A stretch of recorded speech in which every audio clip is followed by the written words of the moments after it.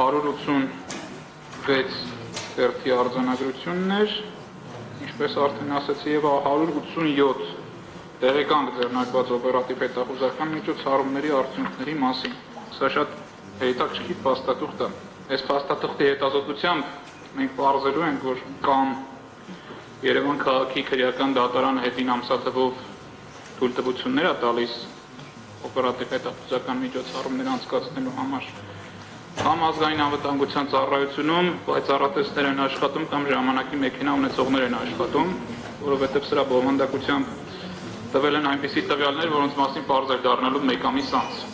Սա մեկ այլ բանն էլ կարող է նշանակել, որ իրականում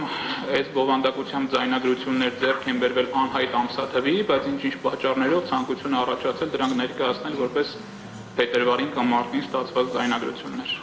Եվ ելնելով այն տրամաբանությունից, որը գործելուն որևէ փորձաքննություն էլ չի եղել աուդիո ֆայլերի իսկությունը կամ այլ տեխնիկական պարամետրեր բարձելու համար, այս հանգամանքը որ կողմից էլ նայենք, այս ապացույցի հետազոտումը ինքը միևնույն է գործընթացը ապօրինյա դարձնում։